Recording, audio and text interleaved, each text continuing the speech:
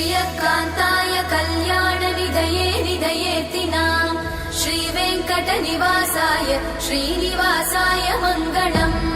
लक्ष्मी सविभ्रमालोक सुभ्रूविभ्रमचक्षुषे चक्षुषे सर्वलोकानां वेङ्कटेशाय मङ्गलम् श्रीवेङ्कटाद्रिशृङ्गाग्रमङ्गलाभरणाङ्गये मङ्गलानां निवासाय श्रीनिवासाय मङ्गलम् सर्वावयव सौन्दर्य सम्पदा सर्वचेतसां सदा सम्मोहनायास्तु वेङ्कटेशाय मङ्गलम् नित्याय निरवध्याय सत्यानन्दचिदात्मने सर्वान्तरात्मने श्रीमद् वेङ्कटेशाय मङ्गलम् स्वतः सर्वविदे सर्वशक्तये सर्वशेषिने